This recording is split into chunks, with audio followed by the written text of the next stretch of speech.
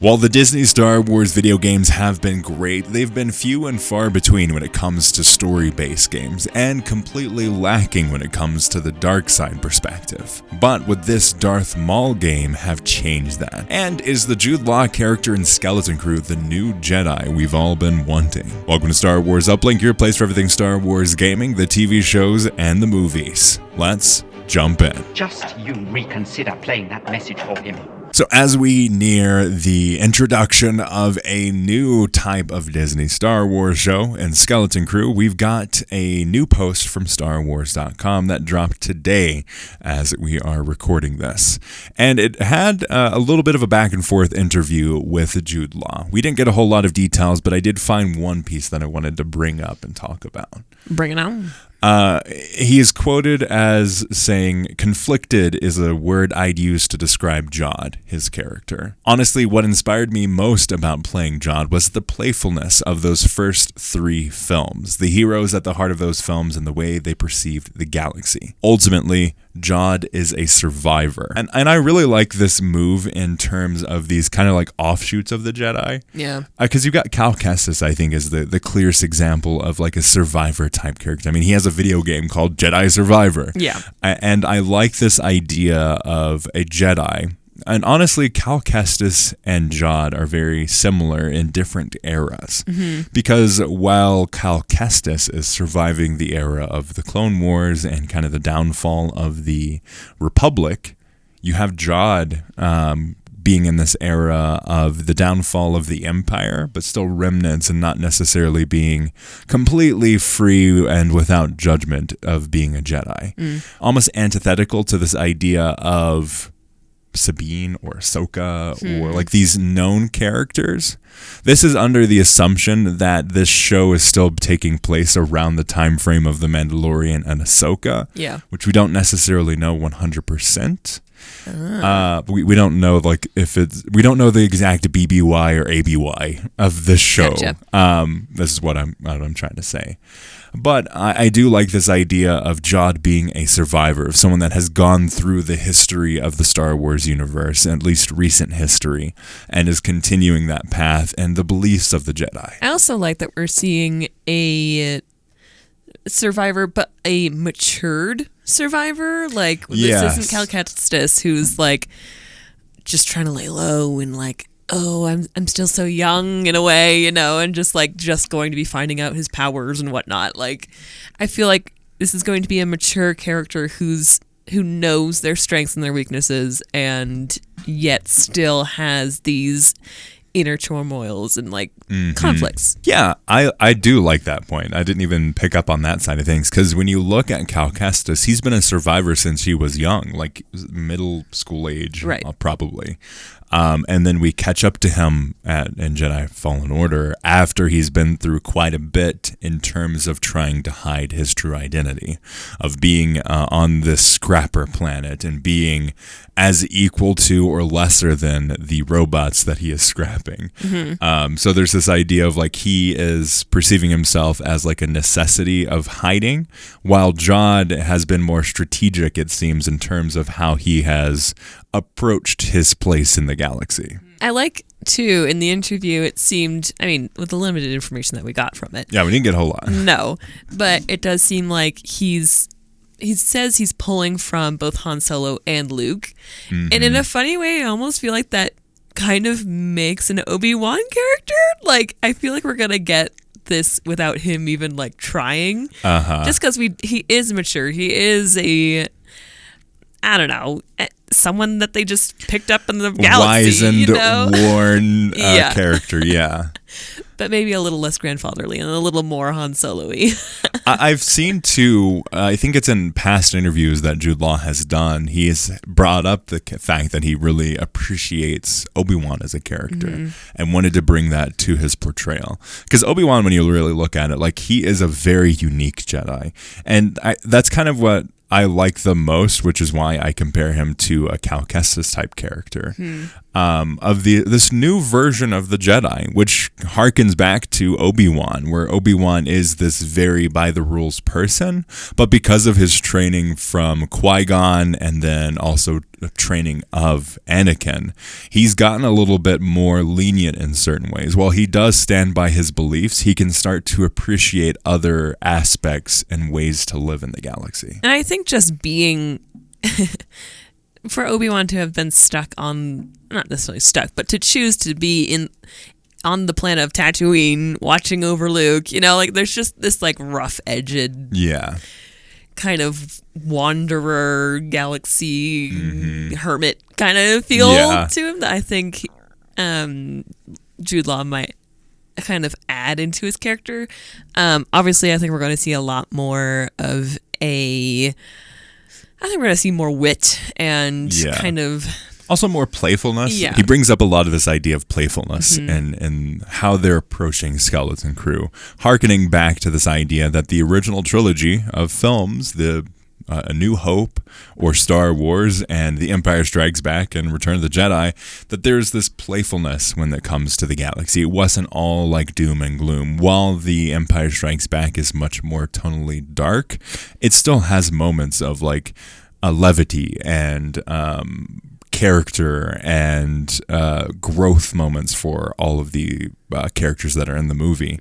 Like there's still a lot of pieces to the original trilogy that has that playfulness, that has, like, if you look at the Ewoks still fit in Star Wars in this world that they're in. If you look at the original trilogy as a whole, you have this farm boy type character that ends up being the person that destroys the Star Destroyer. That in and of itself is quite out of the ordinary. Yeah. And the fact that it makes sense in the Star Wars universe is because of how they made those films. Yeah, I definitely think that Skeleton Crew as a whole is going to be a lot more on the playful side. And I think that's something that we just haven't seen very much in Star Wars. Yeah. Or not intentionally. Current Star Wars. Yeah. They've been trying to make Star Wars very serious, very epic in a way. But I think it's good that we're getting back in touch with these childlike wonder roots kind of thing that was really in those first three.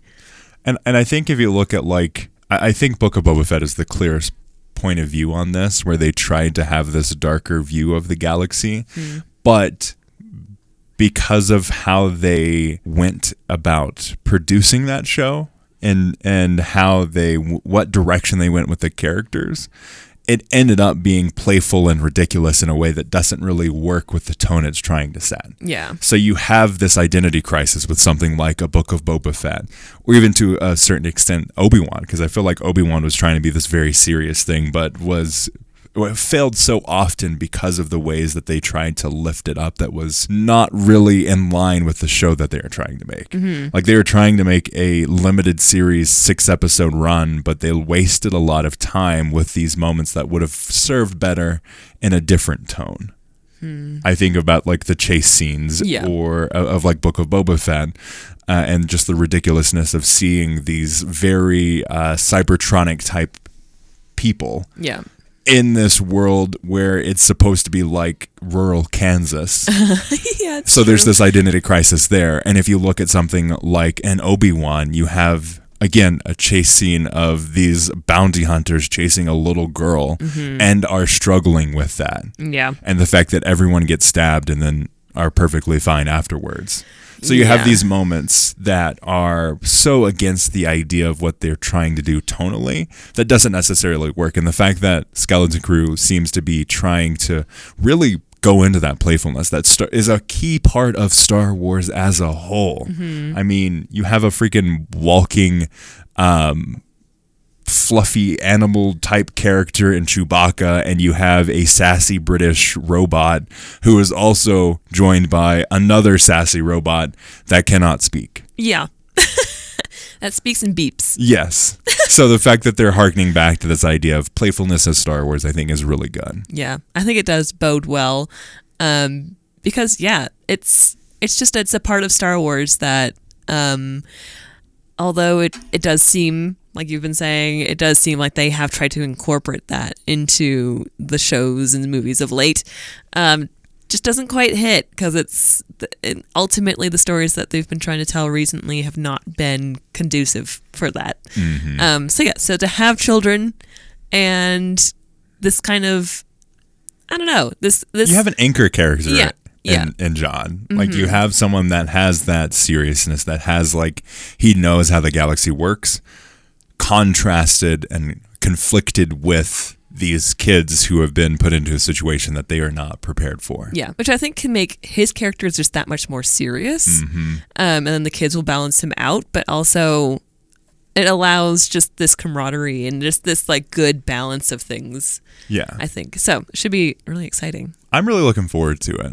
Another piece of news that we got around this is some more details around a Darth Maul game that I think is very fascinating when we look at it through this lens of the history of Star Wars video games. We did a whole panel about Star Wars video games and its impact to lore at Star Wars Celebration, and that was a really fun time. But if we look at, like, the broad graveyard of Star Wars video games that have been canceled, announced, or not even announced, but have been fragments floating throughout the video game space, going all the way back to 1313 and even further back, before Star Wars Outlaws is what this article puts in. Before Star Wars Outlaws, taking a little bit of a less hero-focused look at the Star Wars galaxy when it comes to the video games, you had a rumored Darth Maul type game, and this was rumored early on in the acquisition around Lucasfilm. So there's a lot of these pieces on that side of things. It was originally supposed to come out on the PlayStation 3, the Xbox 360, and the Wii U. So time-wise, that would have been when those were very popular. Early on Disney / late in the LucasArts type of space, but a Darth Maul type game that I think would have been very fascinating. I want to talk a little bit about what it would have brought to Star Wars and kind of what our thoughts would be if they wanted to do something like this again. This is coming from Fandom Wire and the reporting from them. There was a Darth Maul game that got canceled, now added to the pile of what ifs. Disney's acquisition of Lucasfilm led to the game cancellation as priorities shifted towards other properties.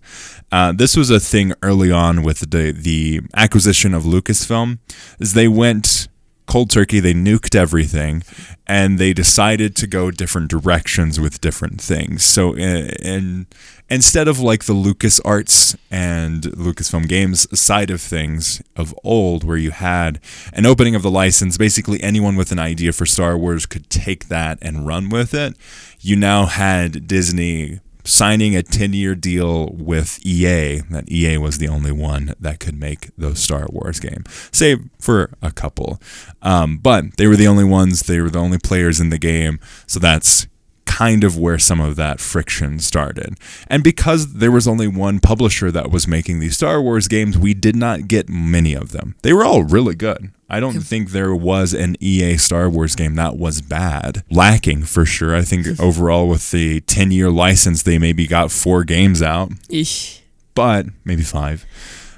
With broad stretches. And aside from Battlefront 2's controversy, most of them did not have controversies, so they actually did very well. Yeah. But the ones that did well were the single-player games, or like Star Wars Squadrons, which was kind of like a mid-level game. So you had this idea, and this report says, among these lost treasures is Red Fly Studios' untitled Darth Maul game.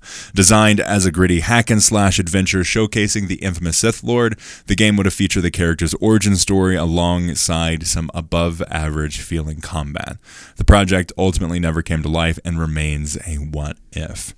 And I think this is so fascinating because you have like the clearest example of something that was released that would have been close to this would probably have been Force Unleashed. And this article posits that one of the issues that they had with this was trying to make it very different from Force Unleashed and leading into that gritty side of things.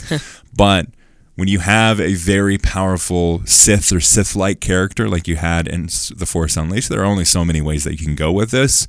It also puts a question mark in terms of if this is the origin story and he is this powerful, you have the events of the Phantom Menace that come up and you're like, well, if he's that powerful in the video game and this is a canon story, then why did the fight with Obi-Wan and Qui-Gon go this way if he was this powerful in the first place? Right. I think if they were going to do this today, and this is one of the conversations that I want to have about this, like what this would look like, if they were going to do this today, I would expect them to be in the Clone Wars time frame. Exactly. Because you have him with the spider legs. Like, you could maybe have flashbacks with his origin. But I think the most interesting Maul now is the Maul that was fleshed out in the Clone Wars. Because you have an immense amount of craze, which also pairs with it an immense amount of power. Yeah. So there's this unstable character, which is Maul, but also he was kind of brilliant at the same time. So you got this like mad scientist / just mad Sith. And yeah, I think it could have been really interesting. I mean, even if they were just going like the behind the scenes of like when we didn't see Maul, what was he doing, sort of thing. Like either getting information or I don't know. Like there's a lot that could have been played with here. Man, yeah. Maul as a character is just so fascinating, and I think it has captured a lot of attention from, especially with the Clone Wars. I mean, even as a kid, I was like, man, this Maul guy is really scary. And I have to say, like, I feel like there is this, we're coming into this new technological age sort of thing where the technology of the past kind of didn't do a good service as far as like how powerful these people could have been. Yeah. Like for when we saw them in the movies and stuff like that, that even now seeing the Jedi and seeing the Sith today, they are so much powerful even if we just compared the movies, you know? So I don't know if it is it's so touchy. Like how do you make these people feel powerful while also not overstepping and making it so out of canon or whatever? Like it's really, it's a tricky place to be, especially with games like, I believe it's Force Unleashed, where he's just so powerful and you're like, really? They were this powerful as Sith? Where were they when all this was going down? Why didn't they take it over? I don't know. Well, that was the big issue when they tried to get Starkiller into the Clone Wars and also into Rebels. The power dynamic of him versus any of the other characters was just so vast. And like we've seen characters go back and forth even though that they have been powerful. But this is a problem that Legends as a whole really struggled with, was like the scaling of the difficulty and the power of like Jedi and the Sith. Like the power dynamic from the Jedi and the Sith in Legends is just very vast. Like you have examples during like the Knights of the Old Republic era where you have like Sith that can take the entire life force from a single planet and use that for his own power. That's like the scale that we're playing with. Whoa. So when people complain like, oh my gosh, Disney Star Wars is like so complicated and blah, blah, blah. It's like, have you read any Legends material? I'm sorry. It is more complicated and even more ridiculous. Yeah. Though I will agree with you if you say that the power dynamics of the Jedi and the Sith could be better in Disney Star Wars than it is in Legends. Like Legends, the stakes were so high because the power dynamics were so vast, and also the skills that both the light side and the dark side had were quite varied and also supported for interesting battles and discussions and instances across the galaxy. So the stakes were pretty high because of that big power gap. And I think, especially on the dark side, if you really look at the canon Disney dark side story, you have Palpatine, and you have Palpatine. You only have one set of villain throughout all of the movies. The original trilogy is against Palpatine.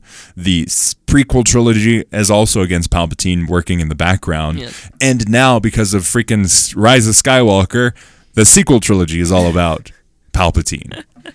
So we have not had any chance for a diverse level of Sith. We had some interesting introductions with like the Acolyte. I think that's an interesting step of a toe in the water of thing. A little pebble, a little splash of the pebble in a big vast water of what could be. Exactly. And I hope with whatever the Rey movie ends up being, we actually have a new villain that is not related to Palpatine. That'd be great. That'd be great. But I think something like a Darth Maul game would be a good step because you flesh back out the Clone Wars era, which everyone loves the Clone Wars. And then you also have the fun of a dark side character that you can play around a lot with, because as you see in the Clone Wars, even to an extent Rebels, you have this variety of a character who is not necessarily focused on progressing just the dark side activities. He also helps on the light side at certain points. Mm-hmm. He has an impact positively towards the effects of the Clone Wars. True. So he's not necessarily like a pure evil character, which would also add for some interesting story beats. For sure. Yeah. And I mean, even to your point of like how we haven't had diverse dark side villains, Maul would have been a great just creature, person to explore, just because, I mean, he is a little crazy. Like, he did get tossed into a pit and was down there for who knows how long. Yeah. And apparently, the original plan that George Lucas had for the sequel trilogy, like his version of the sequel trilogy, would have included a Darth Maul and a Talon. So, like, these very, like, Darth Maul would have come back. This is obviously before the events of Rebels, because Rebels wasn't a thing. Rebels was a Disney-created thing. It would have been a Darth Maul returning, and he would have been the big bad of the sequel trilogy. See? Which I think would have been fascinating to really play cool. with. Yeah, especially when, ooh, man, a Maul spurned by his leader, or I don't even know, master, there it is. And also utilizing his playbook, really, to also have even more power behind the scenes in like the sequel trilogy would have been very fascinating. What a missed opportunity. Would have been pretty awesome. Would have been cool. But let us know your thoughts on this idea. Would you have liked to see a Darth Maul video game? Do you think it's still possible? Which side of the Maul story would you like to see? It could also flesh out the gaps between like the prequels and the events of like a Rebels type story. That's also an opportunity there. And also, what do you think about Skeleton Crew? Are you excited to see what this new type of Jedi is looking like? Let us know in the comments below. If you're watching this on YouTube, or contact at uplinkpodcast.com if you're listening to this wherever you find podcasts. As always, thank you for listening, and may the Force be with you.